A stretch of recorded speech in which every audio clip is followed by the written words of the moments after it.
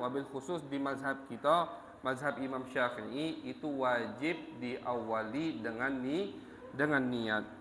Jadi misal di depan ini debu. Niatnya kapan? Niatnya pas tangan ini nyentuh debu, belum niat. Jangan niat di sini. Niatnya pas mengangkat tangan tadi, mau mengusap muka, antara ngangkat tangan sampai mengusap muka tadi, disitulah kita niat. Habis itu ngambilnya di tempat yang lain pula. Jangan sama yang pertama. Habis itu ditakhfif lagi. Begini caranya. Jadi ujung tangan kiri jangan melewati telunjuk kanan. Yang sunnah ini ya, begini. Habis itu ini tuh sambil belok. Begini terus. Ya. Pas sampai pergelangan tangan baru gini. Bismillahirrahmanirrahim. Assalamualaikum warahmatullahi wabarakatuh. Alhamdulillahi rabbil alamin wa bihi nasta'in ala umuri dunya waddin. Wa sallallahu ala sayyidina Muhammadin khatamin nabiyyin wa ala alihi wa sahbihi ajma'in. Rabbi shrah li sadri wa yassir li amri wa hlul 'uqdatam min lisani yafqahu qawli. وسدد لساني واهد قلبي بجاه النبي والآل والصحب. قالوا سبحانك لا علم لنا إلا ما علمتنا إنك أنت العليم الحكيم. اللهم صل على سيدنا محمد الفاتح لما أغلق والخاتم لما سبق ناصر الحق بالحق والهادي إلى صراطك المستقيم وعلى آله حق قدره ومقداره العظيم. أما بعد. Ma'asyiral hadirin wal hadirat yang dimuliakan oleh Allah Subhanahu wa taala.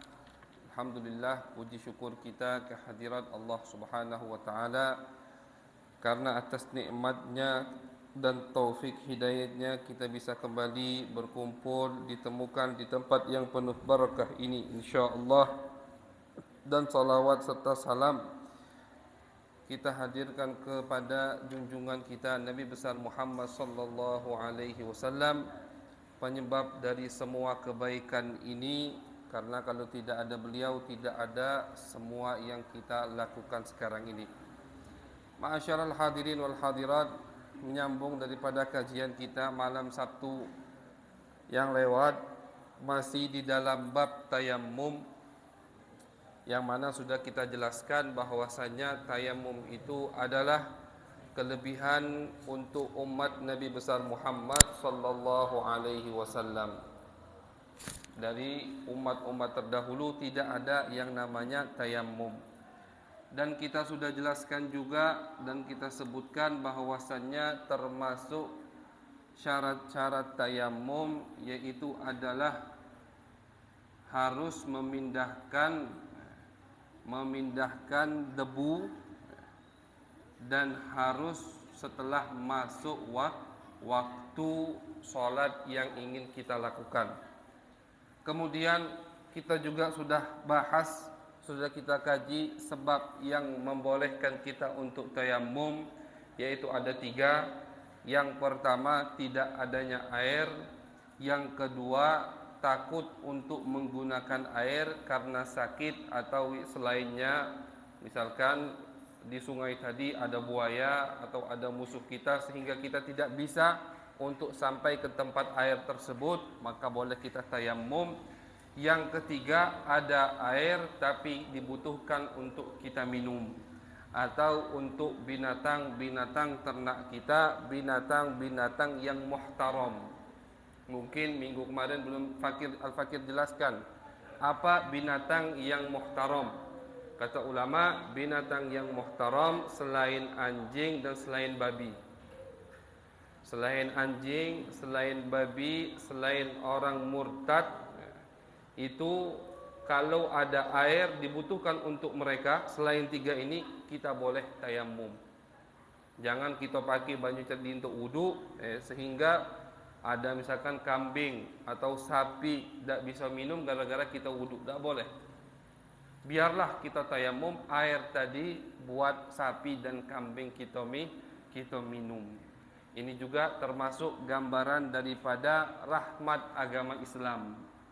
Ya, rahmatnya itu bukan hanya untuk manusia, bahkan ke binatang pun rahmat Islam ini sampai. Bayangkan ibadah solat, ibadah yang paling agung, yang paling wajib. Kita sekarang di bulan Rajab, alhamdulillah. Jangan di bulan Rajab ini kita hanya ingat Isra Mi'raj atau merayakannya saja, tapi ingat yang diwajibkan sama Allah di bulan Rajab itu apa? Yang diwajibkan oleh Allah Subhanahu wa taala di bulan Rajab yaitu salat 5 waktu. Selain salat, kewajiban yang kita lakukan ini Allah wajibkan di dunia. Dengan malaikat Jibril turun ke Nabi Muhammad sallallahu alaihi wasallam. Kecuali satu, yaitu salat. Nabi yang dipanggil ke atas diwajibkan salat di atas. Berarti kelihatan kan kelebihan atau keagungan ibadah salat untuk orang muslim dan muslimat. Nah, sudah sepenting itu masih ada rahmat dari Allah Subhanahu wa taala. Kalau tidak ada air, yang mana air ini cara agar salat kita sah, kita boleh tayamum. Walaupun ada air tadi cuman untuk minum binatang ternak kita. Binatang ternak tetap tidak apa-apa buat dia minum. Yang penting dia tidak kehausan sampai mati. Kita salatnya menggunakan tayamum. Itu 3 sebab daripada sebab yang membolehkan kita untuk bertayamum. Kemudian ma'asyiral hadirin, insyaallah malam ini yang akan kita kaji adalah syurut furudut tayammum.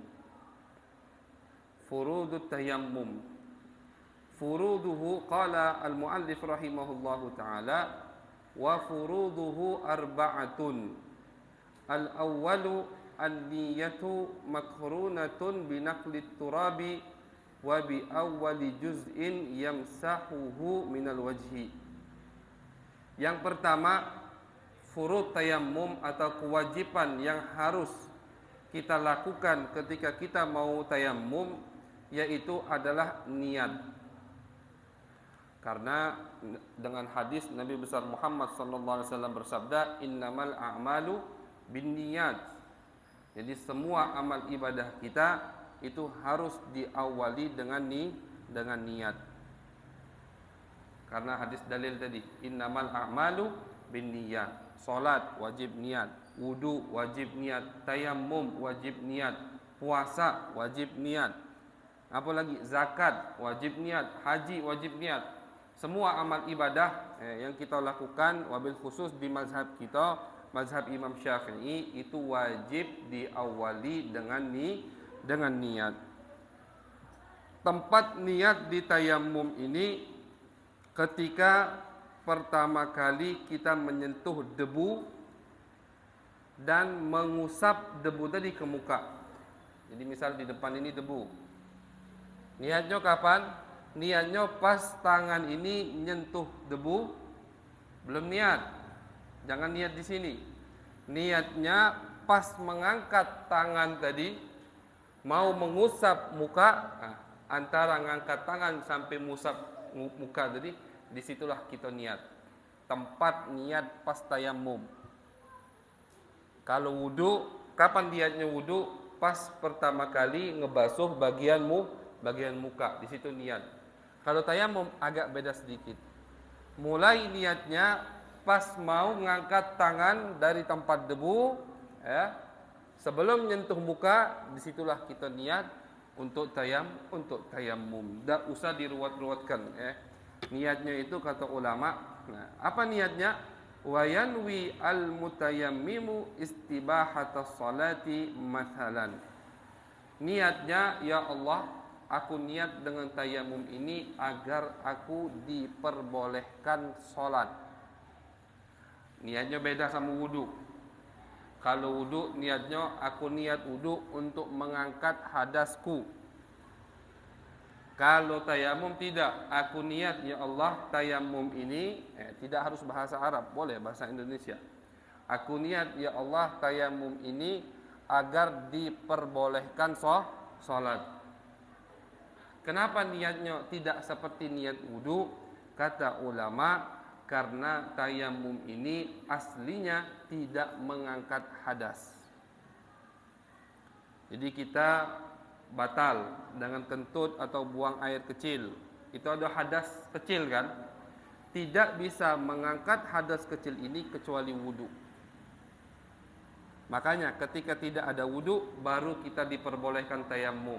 Ada air tak boleh tayamum.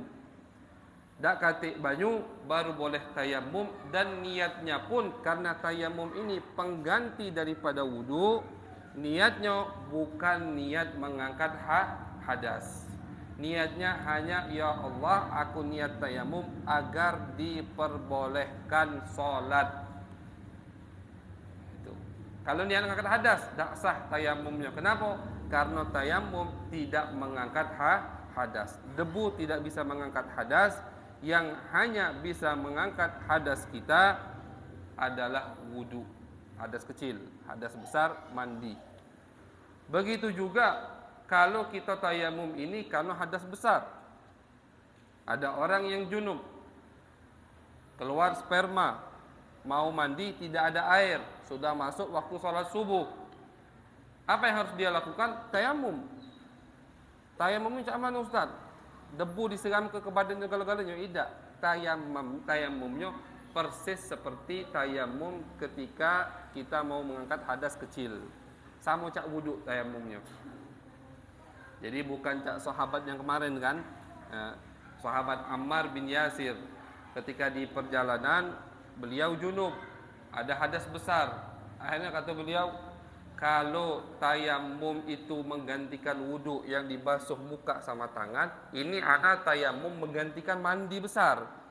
Berarti harus guling-guling di debu. Akhirnya guling-guling sahabat Ammar ini. Terjadi ini, guling-guling di debu, pulang ke Madinah, diceritakan ke Nabi. Nabi ketawa, kata Nabi, tak perlu mak itu. Sama baik.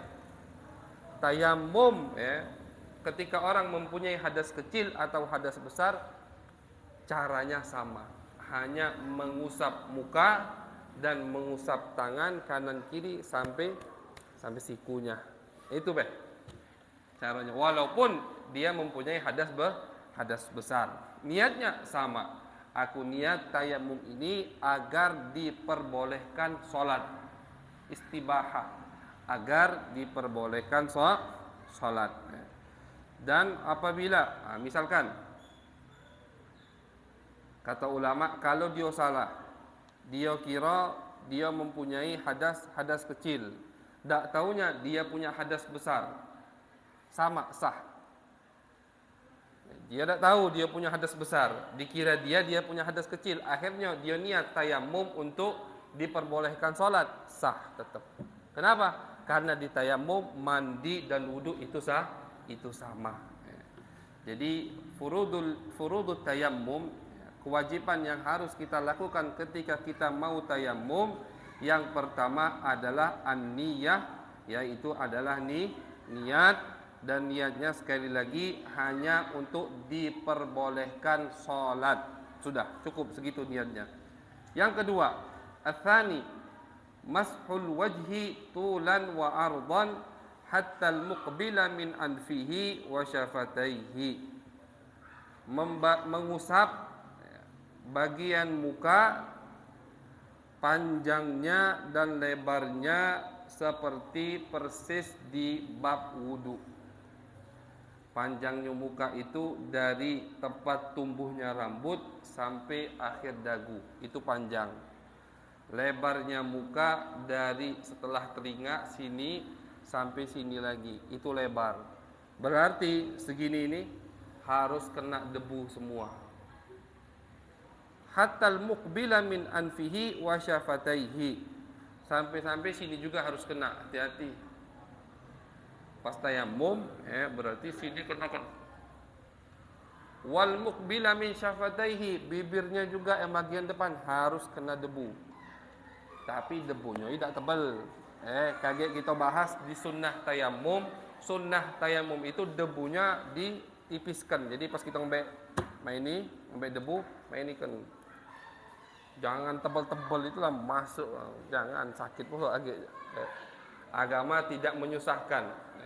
Jadi harus kena semua bagian muka, bibir depan dan bagian hidung depan.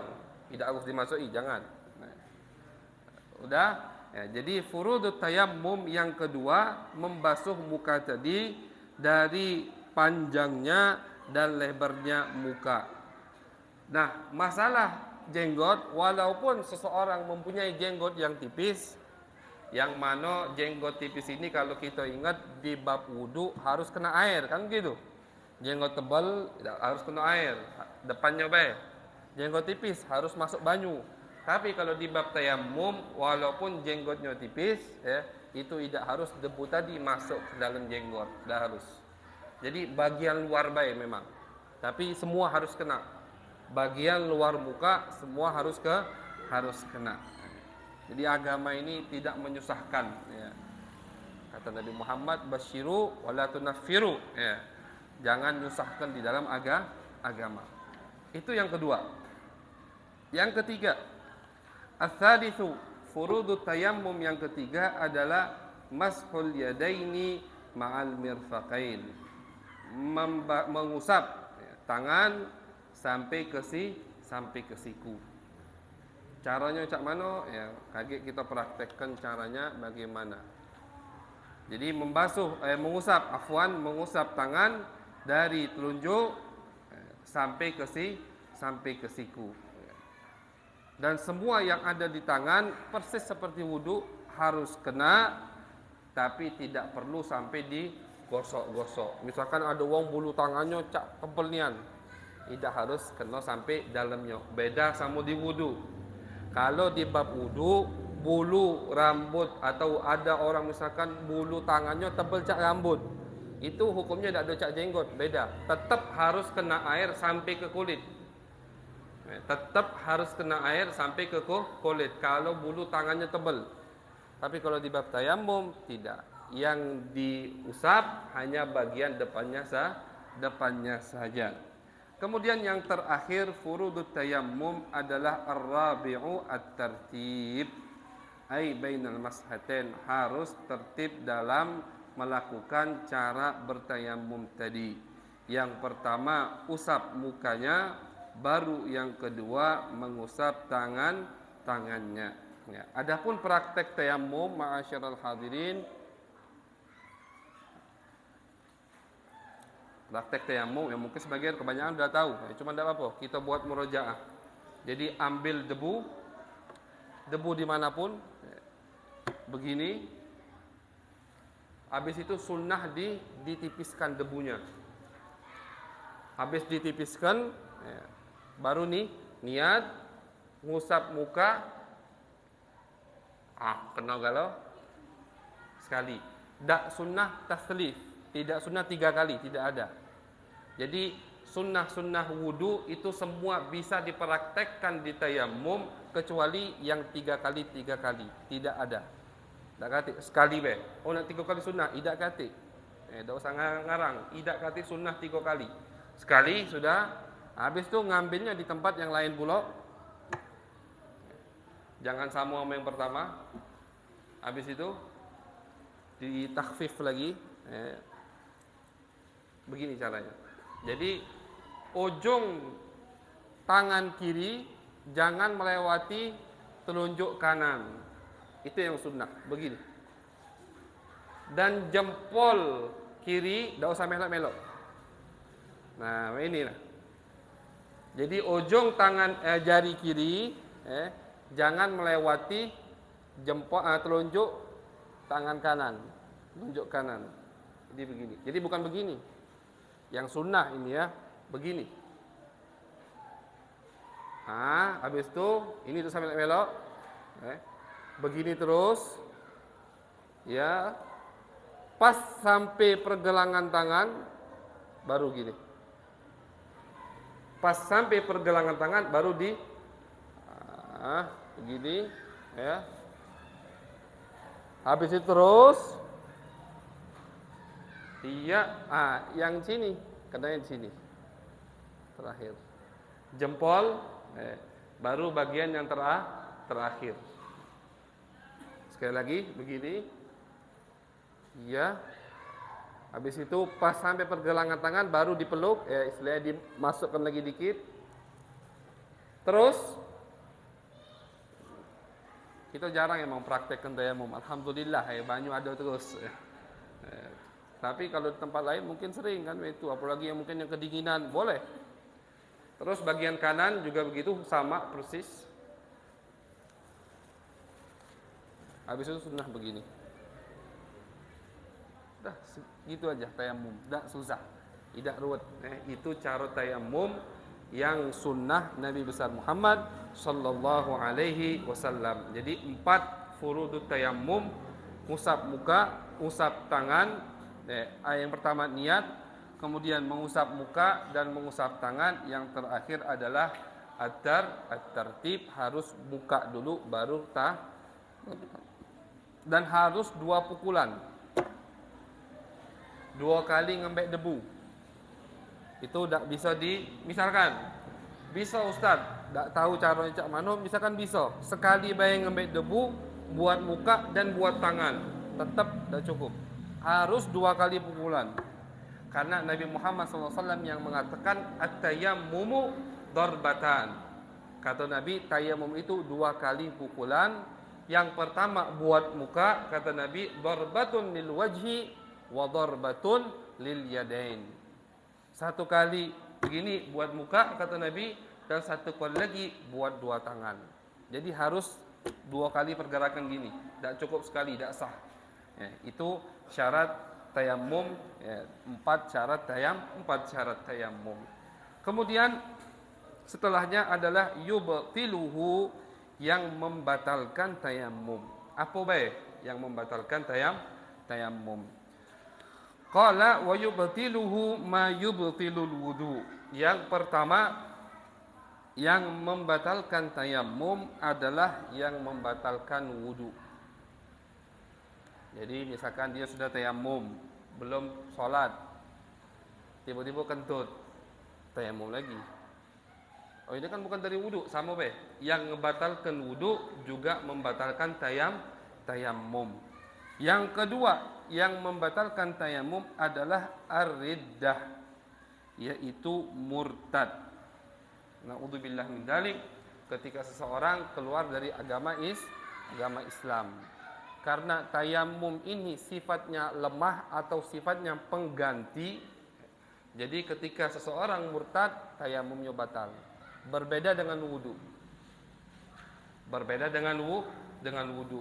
Misalkan ada fulan wudu, habis wudu murtad. Na'udzubillah min dzalik.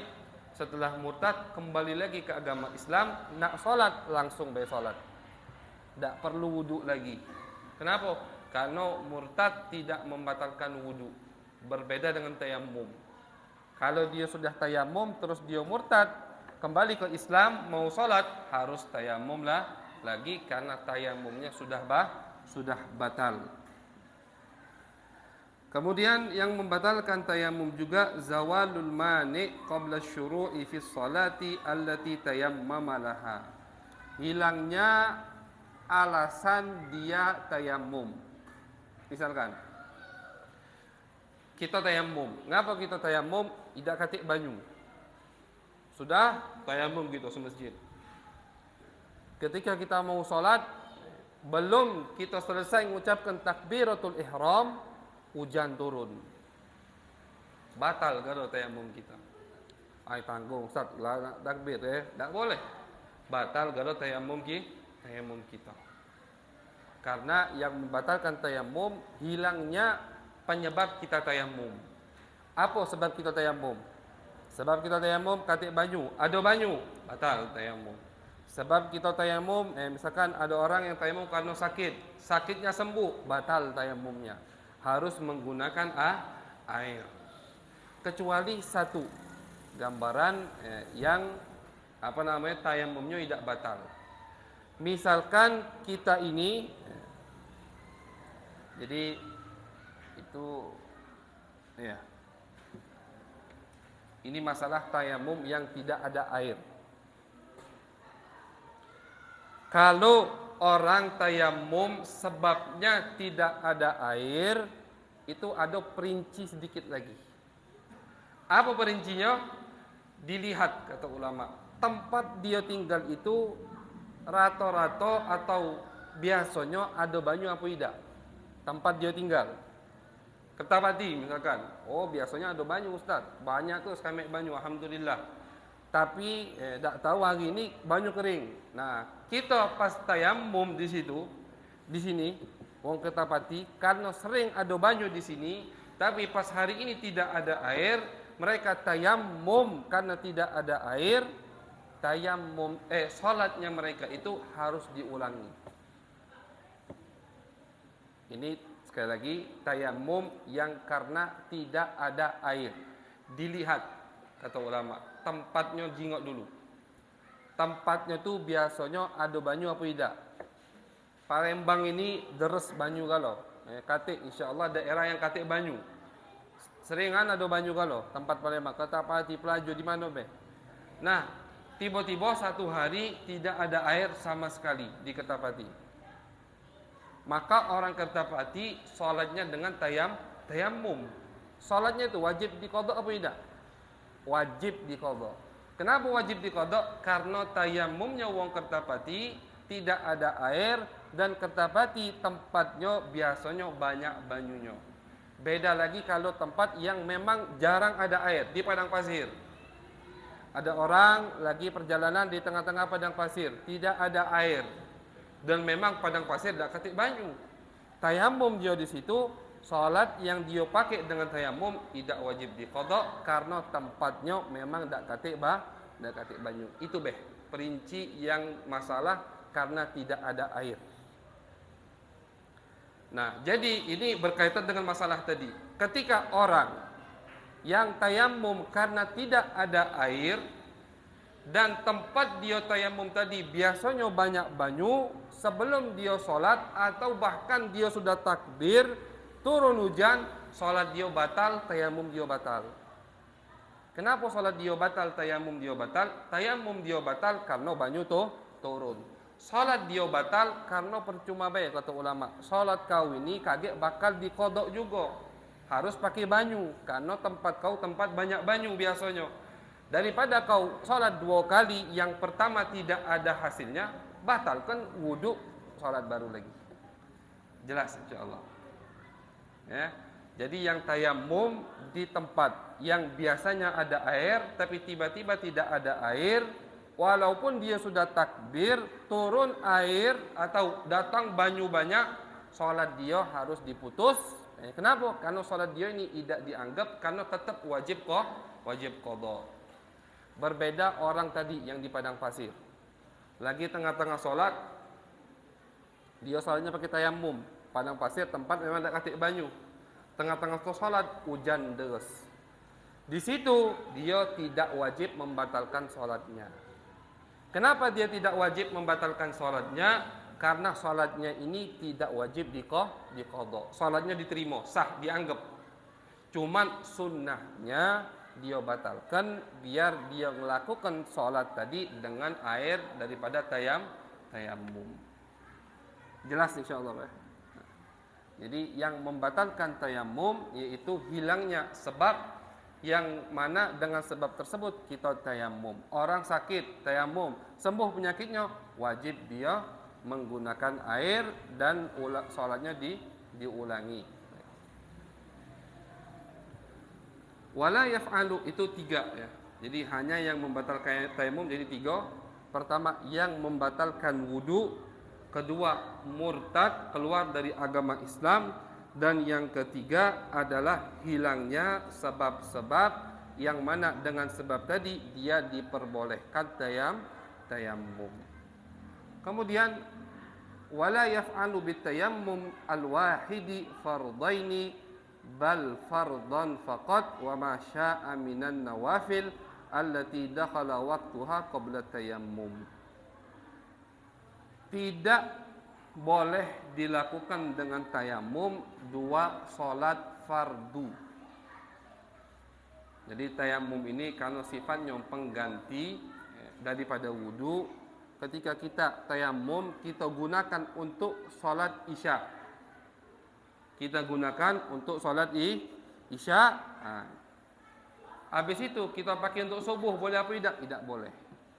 Ketika kita mau sholat subuh, wajib kita tayamum lagi. Tak boleh sikap tayamum dipakai untuk dua solat wajib. Tapi sikap tayamum dipakai untuk solat wajib dan solat sunnah sebanyak apapun, silahkan, boleh. Jadi dia solat isya, habis solat isya, solat ba'diyah isya, habis ba'diyah isya, solat witir, tidur, bangun, solat lagi, itu boleh. Jadi mau 1000 rakaat semalam setelah solat isya, boleh tayamumnya, karena tayamum itu untuk satu wajib, solat wajib, sisanya untuk solat sunnah.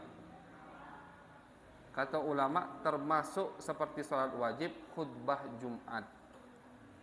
Nah, ini harus diperhatikan, karena khutbah Jumat itu posisinya persis seperti solat. Jadi ketika imam mau khutbah, ya, dia harus apa? Tayamum. Misalkan ada banyu, tayamum. Selesai khutbah, sebelum qomat tayamum lagi. Karena tayamum tadi hanya untuk khutbah, karena khutbah kan wajib. Khutbah itu kata ulama posisinya menggantikan 2 rakaat salat zuhur. Jadi seakan-akan ada 2 kewajiban. Khutbaten, terus salat 2 rakaaten, salat Jumat, 2 rakaat salat Jumat. Jadi ketika khatib mau naik ke mimbar untuk khutbah, tayamum sekali. Cukup tayamum sekali untuk 2 khutbah, tidak harus 2 khutbah dengan 2 tayamum, itu pendapat yang muktamad, ya. Iya. Jadi cukup 1 tayamum untuk 2 khutbah. Setelah itu turun, sebelum dia takbir salat, dia tayamum lagi. Tayamum untuk salat Jumat. Karena 1 tayamum hanya bisa digunakan untuk 1 kewajiban, tidak boleh lebih, ya. Salat jenazah. Salat jenazah kata ulama, walaupun salat jenazah itu fardul kifayah, tapi posisinya sama seperti salat sunnah. Jadi kalau salat jenazah, tidak apa-apa kita pakai tayamumnya bekas salat asar. Misalkan habis asar ada salat jenazah, pas nak salat asar tidak katik banyu, akhirnya kita tayamum. Tayamum tadi kita pakai untuk salat asar, ya. Habis salat asar ada salat jenazah, tidak harus tayamum lagi gitu. Tayamum yang buat salat asar tadi cukup untuk salat jenazah. Walaupun salat jenazah hukumnya fardul kifayah. Fardul kifayah itu kalau sekampung ini tidak katik yang melakukan salat jenazah, sekampung ini berdosa. Itu namanya fardul kifayah. Harus ada yang mempraktekkan atau yang menyelenggarakan kewajiban tersebut. Tapi misalkan sekampung ini 10 orang melakukan sholat jenazah, yang lain tidak kena dosa. Itu namanya fardul kifayah, ya. Jadi sholat jenazah walaupun namanya atau kewajibannya kayak fardul kifayah, tapi posisinya seperti sholat sunnah, ya. Jadi tidak boleh 1 tayamum untuk 2 kewajiban, termasuk kewajiban tadi adalah khutbah Jumat, dan tidak termasuk kewajiban tadi salat jenazah. Insyaallah jelas lah, ya. Adapun yang wajib mengqadha salatnya dengan tayamum tadi, yang pertama, orang yang tayamum dikarenakan tidak ada air, di mana tempat dia tayamum itu biasanya banyak banyu, maka sholat dia tadi wajib diulang, bukan diqadha, diulang. Afwan, beda ulang sama qadha. Kalau qadha itu memang dia tidak melakukan niat. Kalau ini i'adah namanya, diulang sholatnya dengan air. Yang kedua, ya, orang yang tayamum karena kedinginan. Tapi dinginnya ini bukan dingin biasa, dinginnya kembali ke sebab tayamum. Sekiranya kalau dia menggunakan air, anggota tubuhnya akan celaka. Kalau dia pakai banyu, bisa lumpuh misalkan. Nah, di situ dinginnya berarti dinginnya madarat. Dinginnya membahayakan, boleh dia tayamum, Tapi salat yang dia gunakan dengan tayamum tadi wajib diiadah, wajib diulang dengan menggunakan air. InsyaAllah jelas. Adapun sunnah-sunnah tayamum, semua sunnah-sunnah yang ada di bab wudu itu bisa dipraktekkan ke tayamum. Contoh membaca bismillah, kemudian membasuh bagian muka yang atas dulu, kemudian mendahulukan mengusap bagian tangan kanan daripada tangan kiri, kemudian menghadap kiblat. Sunnah tayamum wudu sunnah menghadap kiblat, begitu juga tayamum sunnah menghadap kiblat. Kemudian al-ghurra wat tahjil, jadi diperbanyak tangan tadi diusap, jangan sampai siku lebih ke sedikit. Karena yang lebih ini nanti tempat cahaya kita, itu kan di akhirat. Kata Nabi, aku mengetahui umatku ini dengan cahaya di muka mereka, di tangan, di kaki, di kepala. Tempat mereka wudu, situ cahaya kita kaget di akhirat. Tanda kita itu, oh itu umatku, kata Nabi. Oh itu umatku, terang. Maka kata Nabi, perbanyak tanda tadi. Jangan di pelit-pelit sampai batas inian. Nah, lebih ke dikit. Rambut basahi kalau, usap kalau baca. Kaki sampai setengah betis ke atas kalau bisa. Biar cahaya kita lebih banyak kalau di akhirat. Nah, tayamum juga ada ghurra wat tahjil. Jadi bagian muka tadi, terus tangan lebih ke juga. Seperti sunnah di wudu. Kemudian as-siwak. Siwak juga sunnah di tayamum. Sebelum basuh tangan, sebelum menaruh tangan tadi siwak dulu. Baru tangan taruh di bagian yang ada debunya. Kemudian ad-du'a ba'dal wudu, doa setelah wudu. Ada kan doa setelah wudu, ngangkat tangan, sunnah kita ngangkat tangan sampai tingginya. Habis tayamum persis sunnah wudu, doa tadi kita baca juga. Doa setelah wudu, kemudian rak'atain ba'dal wudu juga begitu. Setelah wudu ada sunnah 2 rakaat. Yang mana fadilahnya sangat besar, Sayyidina Bilal, sudah pernah Al-Fakir ceritakan. Nabi bilang, wahai Bilal, aku mendengar suara sendalmu di surga. Amal apa yang kau perbuat? Ya Rasulullah, aku tidak punya amal lebih kecuali apa, kata Bilal? Kecuali setiap aku batal, aku wudu. Setelah aku wudu, aku salat 2 rakaat. Sunnah ba'diyatul wudu. Gara-gara ibadah ini sendalnya sudah sampai di surga. Artinya pasti masuk surga. Sayyidina Bilal radhiyallahu anhu. Nah, tayamum juga begitu. Habis tayamum baca doa, juga sunnah salat 2 rakaat. Ya, jadi itu sunnah-sunnah tayamum. Sisanya yang ada di wudu pokoknya bisa kita praktekkan di tayamum kecuali tadi at-tatslits. Kecuali 3 kali. Itu baru dak kati sunnah di dalam tayamum. Insyaallah jelas. Yang ada pertanyaan, tafadhalu.